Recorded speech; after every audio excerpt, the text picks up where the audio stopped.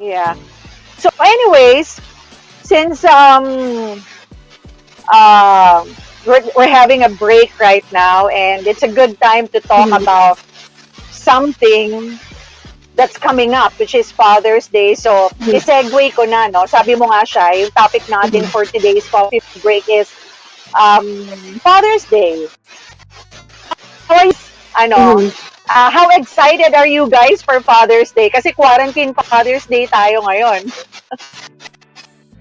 And that's why I have been wondering, why are we always a lot more hype and excited to Father's Day? I mean, we love our dads, of course. Bakit yung commercial, the commercialism, the hype of Father's Day is less than Mother's Day. Natatawa ako lagi dyan. Talaga ba?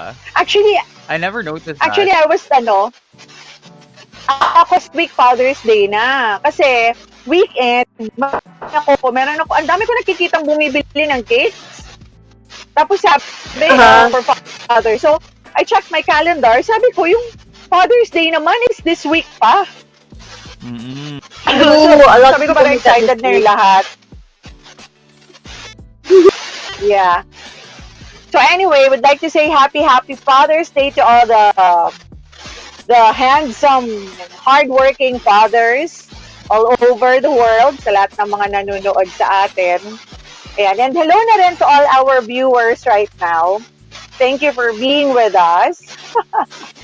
So siguro unahin ko lang na tanungin muna si Shai ngayon, ano. What's Okay. your favorite memory of your What's your favorite memory of your dad ba, Shai? Well, thank you for the wonderful question. Ladies and gentlemen, the thing about my dad is he was a very firm person at home. Medyo strict talaga siya. And we hardly had any, yung sobrang kulitan na moments. That's why when those moments happen, like simple, he let me sit in his lap and we'll watch Oo. basketball. Akala mo naman, nanonood ako ng basketball, nag-enjoy ako, hindi naman talaga dad. So, sige. So yeah, when he tells me, tara, let's watch the game together. So natutuwa ako, like, even until I was maybe grade school, like grade 5, grade 6, he would love to let me sit in his lap. And I was a big girl back then, but he was a big guy rin naman talaga. So, nakakatuwa lang na I'm sure we look so comical. We look so comical na Mhm. we're a couple of big people like got together watching the game. So those little memories of him, in contrast to how strict he was as a dad, is really something that I love to reminisce about. How about you? Mm. Ako, Mm-hmm. I have so many favorite memories ng tatay ko. Pero ang pinaka paborito ko siguro is my dad loves to drive eh. Mm-hmm. Even at an older age, when he was still with us, nakakapag-drive pa Mm-hmm. siya from Bicol to Manila. And then Manila, Ah, Bicol. So, sobrang favorite sa kanya lang ako sa kotse na hindi ako natatakot na hindi na ako magigising pag siya yung driver. you felt safest with him, Kasi pag ganon. iba, iya, pag iba yung driver kasi, minsan di ako natutulog kasi baka mamaya hindi na ako magising. But with my dad, that's one of my favorite memories of my dad is whenever we would go for, tawag namin doon South Road eh.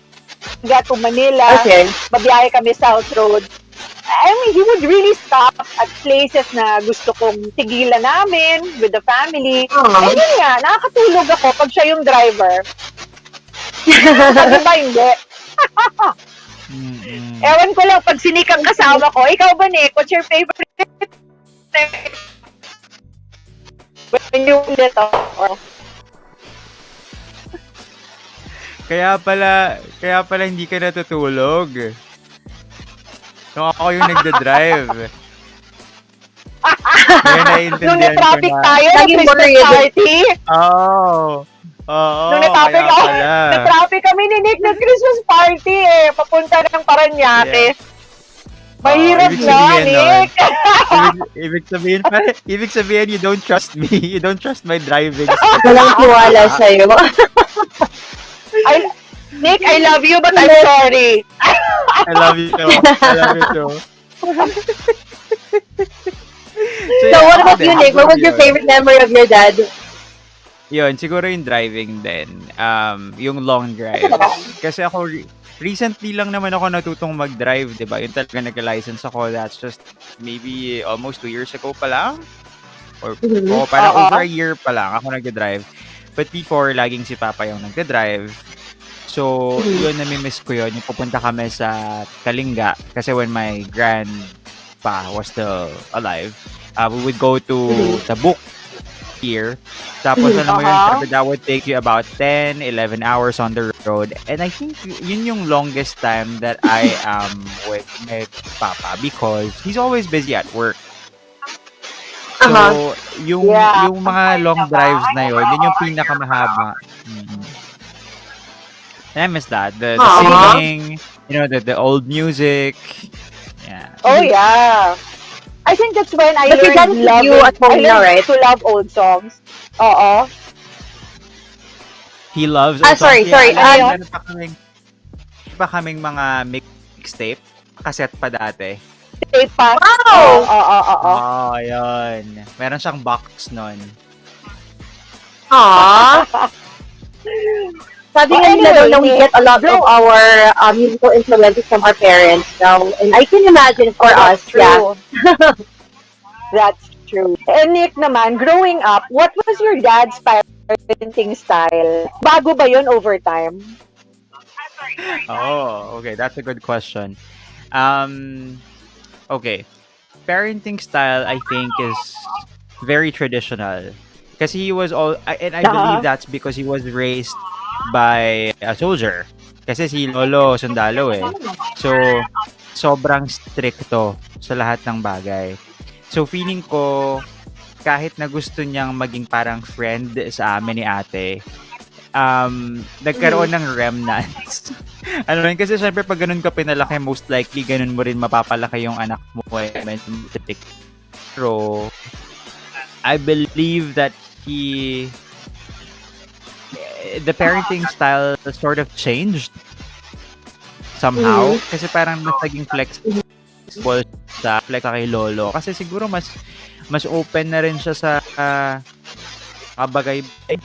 Ano mo yun? When it comes to feeling ko hindi ganun ka-strict sa pagpayag. Kunwari, mga sleepovers nung nasa school pa kami. Yeah. Wala naman issue doon. Yung mga gadgets din. Kahit hindi naman siya, alam mo, hindi siya yung tipong sobrang strict na, okay, wag kang mag-video game. Basta siya parang, if you want to do this, make sure that you are responsible for every decision you make. Ganun lang. I'm not sure. Yeah. Iba talaga kasi yung parenting style noon eh. Masyadong mas stricto. Kung ano nga eh. Kung meron ng mga ano noon eh, yung mga bantay bata. I'm sure maraming bantay bata at ang parents nung time na yon.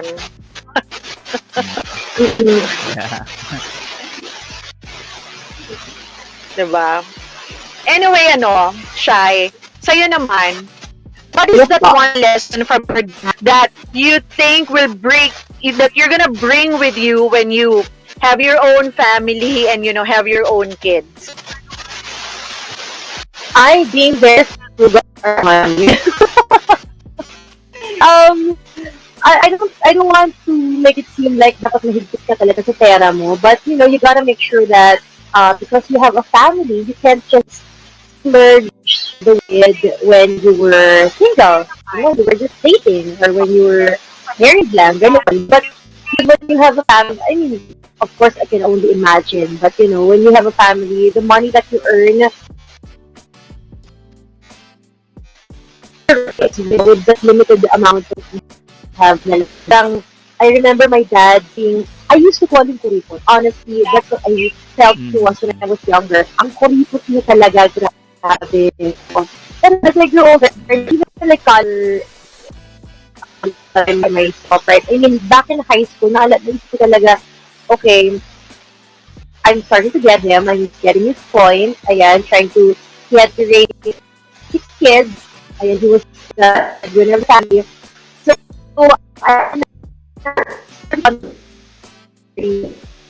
parang ganun.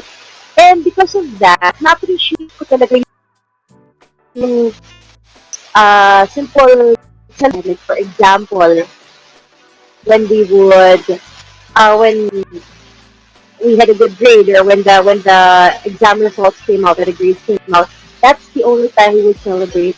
Eh, di ba ngayon parang we always encourage people like, hey, if you guys had a great time, maybe go out and celebrate, di ba? Pero from before, we hardly ever do, and it's only for special occasions. Parang ganun, like, very bihira lang talaga yun a year. So, sobrang na-appreciate ko sobrang na-appreciate ko siya ngayon. When before, I was like, bakit ito lang? Bakit ang onte? Parang ganun. So, yeah. I don't know if that makes sense, but yeah.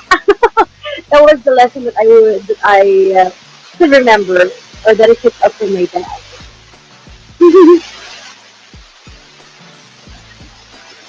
Ayun. Yeah. So, andyan pa ba tayo? Are we still on? Yeah, you Parang are. nakat ako I'm eh. not sure. Hello, Nick. Are you there? Nick, are you still there? Parang nag-freeze na si Nick. Oh my goodness, I'd love to screenshot this. Oo nga. Ooh. Oo. Okay, I think Anyways. it was the technical natin. Anyway, sige. Oo. Let's Anyways, have Nick be I'm there sure now. naman I'm sure lagi tayong merong mga encounter, not just with our dads, no, with our parents, but especially with our dad. I'm sure meron tayo siya encounter na may mga words of wisdom yan para sa atin.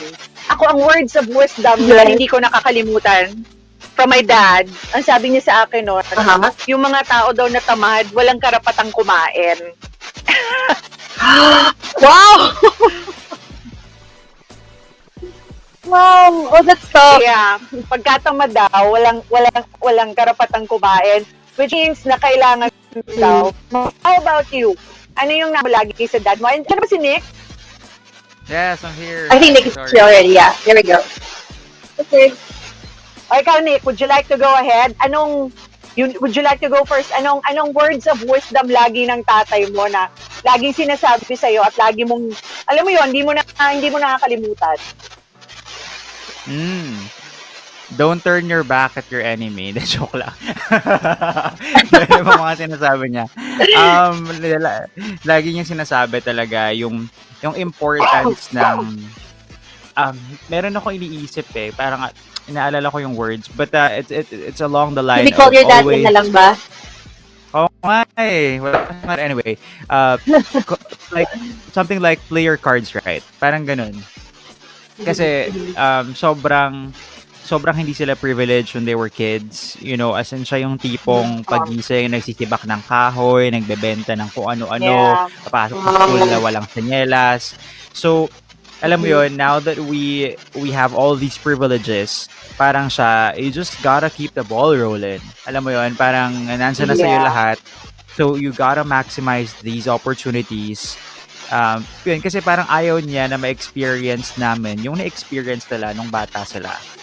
So, parang you gotta play your cards right. Yeah. Hindi ka naglakad How about you, ng Shai? school nang walang chinelas, Nick.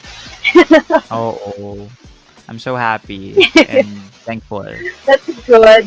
Yes, thankful talaga actually. As for me, honestly, I don't remember any words of wisdom mismo, parang ganun. Pero the things I can remember that my dad taught me is being more practical. Being practical in a lot of things. Like, not depending on others to do stuff for myself. Parang ganun. Which is actually what ang daya niya nga eh. Kasi that's what he did to me. He depended on me to do stuff. Like, for example, clean the car, do the groceries, do the marketing. Ganun. Eh, ako naman, madaling mautusok sinasabi niya. Like, let's do something to hype me up eh. O tara, let's clean the car. O tara, let's buy fish and beef. Tara. Ako naman, sobrang excited ko to spend time with my dad. Sige, game. All this time, inutuloy niya lang pala ako. But I learned so much from all of those Oo. tragic experiences. So I even learned how Mm. to change the ano tawag, outlet, electrical outlet, the plumbing, Oh, stuff like that. I learned both of wow! that actually from my mom and dad. Yeah, oh, I can work my way around a house actually without needing help from other people. So, di ko kailangan Oh. mag-hire ng plumber, ng electrician. I could Kaya mo pretty nang much do stuff on gawin. my own. Yeah, oh, the things I can't do though Oh, is work a that's car like I'm nice. pretty sure you guys do. Oo. Alam mo, my dad was a very good provider. Kaya siguro yun yung nakuha ko ng sobra sa kanya eh. Kasi nga sobrang Mhm. na-inculcate niya sa akin yung taong tamad daw walang karapatang kumain ng masarap. Yung pala yun. Sabi niya, kung gusto mo kumain ng masarap, kailangan masipag ka. So, every time nung bata pa ako, sa aming magkakapatid, palaging ako yung kasama nila ng mama ko pag Mhm. merong mga trabaho or when they were into business and things like that. So, maaga Yeah. akong natuto maghanap ng pera. So, yun yung Mm. talagang hindi kumutan sa kanya. Kasi I think my dad's love language is provision eh. Yung tatay ko, hindi siya yung mayakap or ma-I love you or ganun. In Mm. fact, pag Oo. niyakap mo yung tatay ko, hindi siya, parang alangan siya lagi. But when it comes to provision talaga, I don't recall na nagutom kami or anything. So, yun.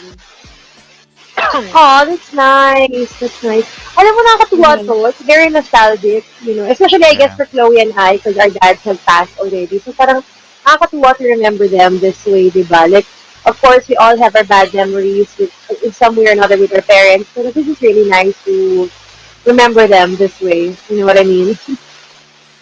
Oh, yeah. Oy, Yeah. sandali, si Ate Mm. Weng pala, nagpapabate. Kasi Hmm. kausap ko siya kahapon, Ah, hi, everyone. sabi ni Ate Weng, hindi man lang daw natin siya pinabate, lagi daw siya nagko-comment. Ate Weng, si Ah, Rowena Aw. Pinto talaga. ha, ayan. Miss you, Ate Hi. Weng. Go ahead. Oo. Miss you. And you know what? Dahil nabanggit mo Mhm. yun, Shai, it makes me, again, happy that my dad is still here. Although at times, parang yun nga, syempre, Mhm. minsan may mga hindi rin kayo pagkakasundo. But the fact that he is Mhm. still around is already something to be Yeah. Oh, grateful yeah. for. And, itong nag-start to this Mm-mm. with you, sobrang tinatry namin yung best to catch up, kahit hindi kami pareho ng mga views, political views, kung ano-anong views, kahit nag-aaway I can kami. imagine, Nick, Eh, ha? I can imagine you sobra, with your dad. sobra kami magtalo. Pero alam mo yun, okay pa rin kasi parang yung pagtatalo na yun is our bonding in a way. Mhm. So, Yeah, yeah. thank you. Thank you. Mm, That's nice. That's really Ayan. good. And Wait, yeah, of wait. course, your family's together. That's good. yeah. Oo nga. Kaya para dun sa mga viewers natin ngayon, nakasama pa nila yung mga parents nila, lalong-lalong yung mga tatay nila, you should treasure the moment na magkakasama kayo kasi, oh my God, you're gonna miss them. Diba, Shai? Mm-hmm. True. True, true, true. Ako nga, hanggang ngayon, inaamoy-amoy ko pa yung mga lumang t-shirt ng tatay ko eh. Pag namimiss ko Oh. siya ng Aw. sobra. Ngayon, Yeah. ako, what I Hoy! really do wish I did more was take care of my dad a lot more. Kasi syempre, for quick backstory, he was bedridden before he passed away. So parang, uh, divided yung siblings ko in taking care of him, the time that we divided it amongst ourselves to take care of our dad. And I really do wish I took care of him a lot more. So, once again, guys, cherish the moments you have with your parents. With anybody you love right now, yun. Ayan. Medyo marami na tayong comments. Right. Gusto niyong basahin muna isa-isa? Yeah, go ahead. Sige. Christopher Luna Fermin saying hi to DJ Chloe, Shai, and Nick. We also have, ayan, si Ate Weng. Ayan pala. Thank you daw, Miss Chloe. Na-miss ka na namin, Ate Weng. Mercy Castel also. Hi, DJ Chloe. Amy Arcoy with a lot of hearts. Oo. Tapos ano daw, Sana daw mag-coffee break na tayo sa labas. Pwede naman daw ang dine-in, sabi ni Mike Kedbani. Oh, Parang ang Awkward sige na. natin. awkward. Sige, tingnan natin. Pwede na ba? Pwede na pero ang awkward ng mga itsura nung nakita ko when I went to Makati May like mga during the plastic, week. no? Oo, may mga plastic. Saka hindi rin kayo True. makakapag-usap ng maayos eh. Kasi you guys are Yeah. seated apart from each Diana, other. Hmm. Diana Marie Gianan ba to? Me and my coworkers in Mhm. PGH Pedia. Hema Ongko, always tuned into Easy Rock. Thank you so much. And Thank you. ayan, si Christopher Lara Fermin. Hi, Chloe, Shai, and Nick. Thank you for Mhm. watching Hi. us right now. Hello. And Paul Anthony says being a dad of two kids is so challenging these days because you need to work double time to earn more money to save for the future of the kids and the whole family. Tama. True. Oo nga naman. Ah. Yan. Hello din daw kay Cuesta and Paolo Alunan. Sabi ni Mike Cadban. Right. Yeah. Yan. So Okay, I anyway, want to say hello naman to, to um, Lian Green Blavera, to Nat Santiago, Mm. pabati naman po ang team SB Dara Center Jeddah, and to Therese Ibanez Food, hi to you. Ayan, hello, hello. Yeah. Just one last, no, si Raquel Barnuevo. She says that she's Mhm. missing her father. She's in Antipolo right now, and Mhm. no, she is in Cavite since lockdown, and her dad is in Antipolo. So, that's a very very Aww, sad place to be in. eh, But okay, hello LDR. to Mr. Claudio Barnuevo, yes, and then to the brothers. Advance Happy Father's Day to you, sir. ito rin, si Diana Marie Gianan says, my father passed away last April 12 due to Mm. COVID-19. He works in Dammam, Saudi Arabia. Oh, My Father's Day wish for him is maiuwi siya dito sa Pilipinas together with my mama sana. Oh my God, this is so it's depressing. so sad. No, no. Yeah, Virtual hugs. grabe. Yeah, virtual hugs. Ay, anyways.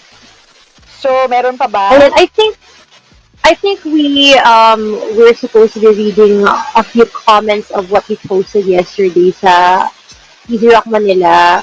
Yung yung tanong na, what's the greatest lesson you've learned from your father? Remember that? May mga sinagot dito and I'd love to read them. Sabi ni Mark Joseph Do you Yetlet, have it, hindi Shai? lahat Sige ng nga. masipag laging pagod. Mas nakakapagod maging tamad. Nakakainis. But it's true! One Fine. more time, hindi lahat It ng is. masipag, laging pagod. Mas nakakapagod maging tamad. Okay, I have a few more here on Instagram. Si Mitzi, hi Mitzi, sabi niya, my father taught me that a 3-minute cry, I love this one by the way, one more. My father taught me that a 3-minute cry over a cheating ex is okay, and beyond that is all. I adore your Mm-hmm. dad. Sobrang cool lang dad ni Mitzi. Okay, sabi naman ni Miel, don't let other people dictate what you can and cannot do. Adore that. And si Tin Rivera's dad says, always be a good person with a good heart and spread kindness and always be responsible for your own actions. And those are true actually. You guys should really live by those words. Especially the 3 minutes is okay. More than that is okay. Alright, anyway. Thanks to all those who responded to our little question for Father's Day. Mm-hmm. Yeah.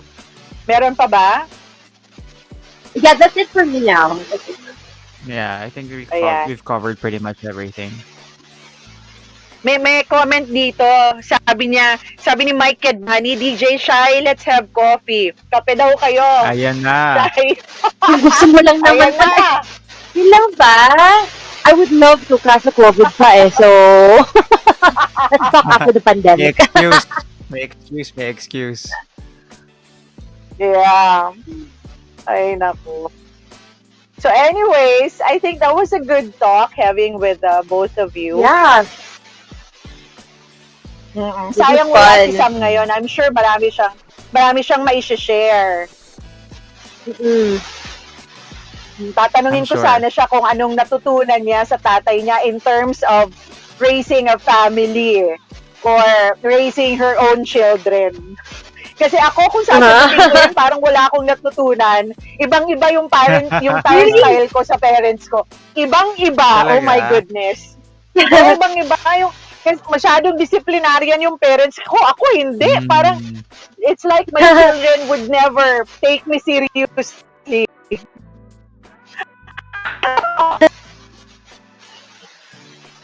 Sabi nga daw nila na it skips a generation yung being very strict daw. So, parang if your grandparents were very strict, malamang your parents weren't, so malamang you would be. Which makes me worried because my parents were very strict. So, ibig ba sabihin nun, hindi rin makikinig ang anak ko sa akin. I don't know. This is probably overthinking. Just cross the bridge when you get there. You'll never know. It's something that you need to find out eventually. True, Hmm. true. And I'll just call the spirit of my Yeah. parents na siguro by then when to help me out when that happens. Yan. Pero sige, last question na rin para sa inyong dalawa o para sa ating Okay. tatlo. What's the greatest lesson din ba that you've learned from your fathers? Nick, Hmm. Ang dami. Pero siguro dahil nga halos araw-araw niya nakikwento yung story niya sa amin, yung how he struggled and how the Oo. whole family struggled. It's not taking anything and always making sure that what you're doing is whatever's best for you. Kasi si Papa, like si Papa, kahit na, alam mo yun, parang well-respected na siya sa industry niya, hindi talaga siya yung tipong, paano ba, in terms of how he dresses, what car he drives. Like, siya yung tipo na he dresses for comfort and he would always decide on things based on what he likes. Parang kung ano yung terms niya, yun. And I think that's important kasi parang ang dami sa atin, like we always need the validation of other people, you know, when it comes to how we should look and how we should present ourselves. Pero yung pinaka-importanteng na, yun, siguro na ano yan, na natutunan sa kanya ay bago mo i-impress sa ibang tao, dapat ma-impress mo muna yung sarili mo. Actually, hindi nga importante ma-impress mo yung ibang tao kasi importante yung ginagawa mo yung gusto mo. Yun. yeah. How about you naman, Shai? Galing. Tito, sige nga, totoo ba yung sinasabi ni Tito? Tingnan mo, hindi ako Nagsumbong. nagpapagupit, hindi ako nag-aayos, walang pakialam. Parang gano'n. Because you don't need to impress other people anymore. Correct. Alright, well, Ikaw, the Shai, lesson ikaw that I naman. learned from my dad, yeah, talagang it's not to not be tamad. There's a saying sa Yeah. Buanga City na ang mga Zamboangueño, tamad talaga. And honestly, my mom even called my dad tamad a lot of times. And siguro Wow. dahil mas close ako sa mom ko back then, I'd always think, oh, tamad na si daddy. Pero when I think about it, when I really think hard about it, the guy who was able to raise again 6 kids, to bring us all to a good school, make sure that there was always food on the table, I cannot call that tamad at all. So, no matter how they always had their fights, my mom and dad, no matter how they always had that, I think at the end of the day, I will not agree with my mom because my dad was very masipag and he always made sure that we would also be masipag in our own ways just to make sure that, we can feed ourselves, we can fend for ourselves, and we won't have to rely on other people to have to live. So, yay, thanks, Dad. How about you, Chloe? Ako, kasi nakita ko by example eh. Mm-mm. There was a time na, kasi ako yung malayo sa family, di ba? So, I was home one time, nasa province ako, kasama ko yung dad ko. Biglang tumunog yung cellphone niya. Nung nabubuhay pa siya, tumunog yung cellphone niya. Nag-alarm. So, I asked him, what is that for? Sabi niya, it's to remind me na kailangan ko nang lumabas at maghanap ng kliyente. And it's like that every day. So, nakita ko by example sa kanya na talaga ganun yung tatay ko. Even if he's not employed, He was into business. He's Mm. an, ano kasi, he's an insurance underwriter ba tawag doon? Talagang meron siyang Uh-huh. oras para maghanap ng kliyente. My dad is a very good Uh-huh. salesman. So nakita ko by Uh-huh. example na talagang always, strike when the iron is hot, kumbaga. Kumbaga Uh-huh. walang Uh-huh. pahinga, parang pag may opportunity, dapat lagi tayong parang nagtatrabaho ba? Yun. Oo. Oo. Oo. Aw. Aw. By the way, Chloe, I And I just wanna think say, I love how your eyes are lighting up, when you talk about your dad. yeah. Parang your Really? eyes are really lit Yeah. up. Yeah, oo. Parang you're always so Yeah. excited to talk about your experiences, your memories with him. That's nice. Wala lang. I could Thank see you. that. I miss my dad I so could see that. much. Aw. I And have also, regrets eh. I have regrets though Mhm. kasi my dad would call me. He would call me most of the time, all the time. Tatanong niya lang kung nakauwi na ako. And there were some calls I was not able to answer, especially before he Mhm. died. And Mhm. alam niyo yung grabing regrets. And I had that one chance to go on Oo. a road trip with him. And I think mm, Mhm. he wanted me to be with him, with them, sa road trip na yon, pero mas pinili kong maunang umalis. Kaya alam mo yon. But I think he'd understand. I know my dad, he would understand. Aha. virtual hugs. Aw. Alam mo, because I was Sabi sort nga, of with you. sabi nga nila, sorry Nick ha. Go ahead, go ahead. Go ahead, go Sabi lang. nila na right now, makukulitan ka talaga sa mga calls ng parents nyo. Like, you'll always be, naman, Mm. mom ko, dad ko, miss call. Then I'll call them later.